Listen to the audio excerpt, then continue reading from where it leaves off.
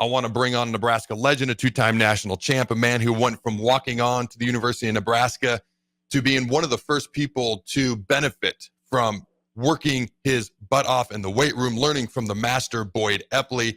All right, he was a part of the national championship teams in 70 and 71, started for the Huskers, former offensive guard, Mr. Mike Red Beran. How you doing, my friend? I'm good. How are you, Adam? Dude, I'm glorious. All right, couple of things real quick right out the gate. Mr. Former offensive lineman, what have you seen from our offensive line so far this year? What's the good and what needs to be improved on? Well, I think they've improved from last year and, of course, the year before. The run game could be a little better, but they seem to be able to protect the passer, Dylan or whoever's in there, rather well. So that's a good sign.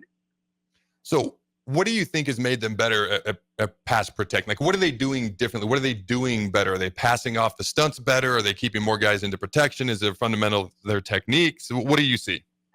Well, I think their techniques has improved. Another year with Coach Raiola is helped them.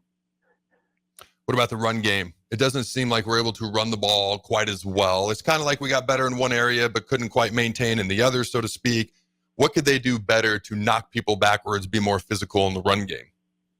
Well, just that, be more physical and knock the snot out of somebody when you make contact with them. I like that. In my next meeting, whenever I coach again, I'm just going to say, knock the snot out of somebody. That's going to be, it's going to be my lead line. I like that a lot. It's that mentality. It's that attitude. It's just that demeanor that you play with.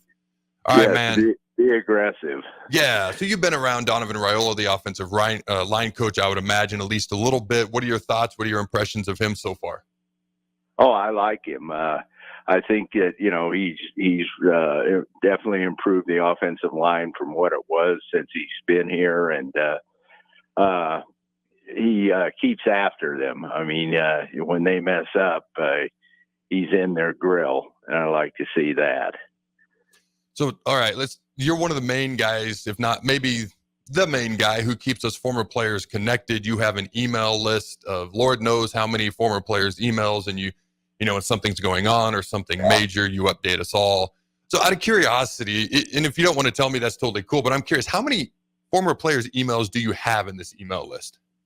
About 1,300. Well, that's a decent amount. Yeah, that'll work. Yeah. What prompted you to start this? Well, actually, and some people have heard it before, but in 2008, Oklahoma invited us down there for the Game of the Century reunion. And for those who don't know what the Game of the Century is in 1971, Nebraska played Oklahoma down there, and it was a game that definitely lived up to its billing. We defeated them 35-31, but yet they had had the kindness, courtesy to have a reunion for us in 2008. About I think it was 37 years after the game was played, because nothing had ever been done to highlight that game. So we went down there, and my jaw was on the floor when I saw what they did for their former players. I mean, their former players all knew each other, knew the names of their wives, their kids, where they lived, and we didn't know anything about any of us. And there were only about 15 of us. Oklahoma had 60 of their players show up. So I thought, well, this isn't right, because we were pretty good too. And so I thought, what can I do to bring the guys back into the fold? And I decided, well, I'll start doing emails. So I started out with about 15 emails, and through the years, built it up to about 600. And then we got finally, in I think it was 2018, the university agreed to give us their list. So it's about 1,300 now.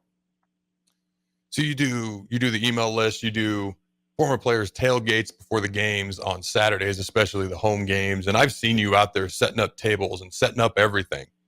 And so, first of all, I want to say thank you for everything you do for the former players.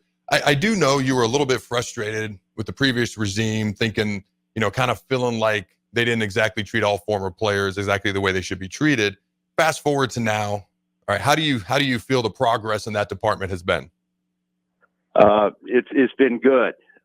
We, of course, the new athletic director is responsible for that, Troy Dannon, and then he has a chief operating officer by the name of Haven Fields that he hired, and Haven has really helped us out too. He's got us a room up in the old football offices in the Osborne building, and we have our tailgates up there now instead of out in some tent. We started across the railroad tracks in what we used to call northern Siberia, because when the wind comes, when the wind starts or comes sweeping down the plain, it was really cold over there, and it was also hot some days. But now we're in air conditioned comfort, and they provided a wonderful smorgasbord for us each Saturday. So it's been great. All right. So you mentioned the game of the century, 1971, number 1, Nebraska, number 2, Oklahoma. By the way, a lot of people think that Oklahoma team may be the greatest team to not win a national championship in college football history. That was their only loss this year. Nebraska pretty much destroyed everybody else, destroyed Alabama to win the national championship in the bowl game and Bear Bryant. Oklahoma actually went on to destroy Auburn, who was like number 2 or 3 in the country, by almost 3 touchdowns. And so you guys both ended up in their bowl game. You guys both ended up number 1 and 2 in the country at the end of the year. What was it like that day? Because I've seen clips, I've watched the game, the atmosphere, the electricity, the fans. What was it like to be on the field that day? Oh, it was great, but our attitude was, well, it's another day at the ranch. Let's go out and get it done. And that's what happened. What was it like playing with guys like Jerry Taggart, Rich Glover, and Johnny Rodgers? Oh, tremendous talent. We were loaded in 70 and 71, and actually in 72. I think the second, third, and fourth teams could have made a good run through the Big Eight. We were that talented. I mean, there wasn't a lot of difference between the first and second and third teams. So we just had, and one thing I always felt is I never wanted to get hurt, because you always heard the footsteps of the guy that was playing behind you, and if he got in there, you might not get back in there real soon. So I've always wanted to ask. That was a lot of incentive to do your best. I'll never forget, there was a game, Peyton Manning was supposed to come out at the end of the game for the Broncos. It was a huge lead, and his backup, I don't even remember who the backup was, starts to jog on the field. There's like 1 minute left. They're up by like a bazillion, and Peyton Manning waves him off, and he wouldn't even let him on the field, even in a blowout situation when he was completely healthy. It was just, it was different back then, all right, in a very positive type manner. All right, Red, talk to me, because you're one of the guys who benefited from Husker power, Boyd Epley, getting in the weight room. Back in an era when people actually thought it would make you too tight, unathletic, and lifting weights was actually had a negative stigma with it when it came along to sports. So what made you buy into what Boyd Epley was saying, that it could actually make you better instead of hurting you? Because if you're wrong, it can have the opposite effect. So what got you to buy into lifting weights in a time and an era when it was not thought of to be a good thing for an athlete? Well, I had a revelation about the second or third day of practice when I was a freshman. We were out. I was in the huddle, and there was Jerry Taggart, a quarterback, and I was 6 foot, 185 pounds. And I looked over at Jerry, who was the quarterback, at 6'2" and 220 pounds, and I said, thought to myself, something's dreadfully wrong here. I I should be weighing at least as much as he did. And of course, I couldn't get any taller and never did. But that was kind of a defining moment for me. And fortunately, Boyd was just starting out then, and he knew a lot about strength conditioning and weightlifting and things like that. So I just kind of started following him around the weight room and kind of more or less lived in the weight room for 3 or 4 years and got up to about 235 pounds for one season, and then I dropped back down to 230. So I knew I had to get stronger and bigger to have a chance to play against the competition that we encountered. And Boyd, I couldn't have done it without Boyd Epley. And it really helped get him a position there when they saw that this guy walk on, not a lot of talent, got in there and worked hard and got a lot better. And so they decided to hire Boyd after that.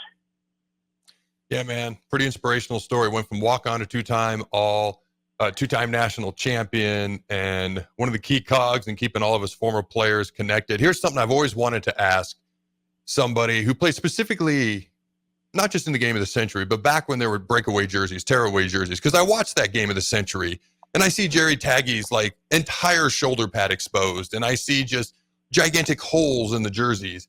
And so, couple of questions. What was it like playing in an era where jerseys could literally just be torn off? And how much harder was it for you offensive linemen to hold us defensive linemen knowing our jersey would just break away? How was that, Red? Well, it was just the backs and receivers that wore those. All right. And they actually, I remember, if I remember correctly, they only wore it for that specific games. And it was just Jerry Taggart and Van Brownson, the quarterbacks, and let's see, I don't think the fullbacks wore them. The I-backs, Jeff Kenny and Gary Dixon had them, and of course Johnny the Jet and some of the split ends had them too. But we couldn't hold, and of course we never did. But yeah, when I was playing, you had to keep your fists or your arms in. You could not reach out and grab or hold any of them. So consequently, if you watch those games back then, the game was played a lot lower to the ground because we were always trying to go after the defensive man's knees or their hips or something to get them down. We couldn't just grab on to them and hold on for dear life like they do now. So you heard it right here. It was a lot different. You heard it right here. Old linemen just grab on and hold on for dear life. It's finally been admitted publicly. I appreciate you coming on today and admitting that, Red. Well, I got to tell the truth. All right, Red, I want to thank you. We actually led with our helmet all the time. You led with your head. You tried to put it right in the guy's numbers, or sometimes you'd slip over and use your shoulder. But, and our helmets weren't nearly as good either. So that's why we all talk rather stupidly, I should say, nowadays. Oh, you've done a great job. Thank you. Thank you for everything that you do, and thank you for taking the time to join me today, Mike. Okay, you bet.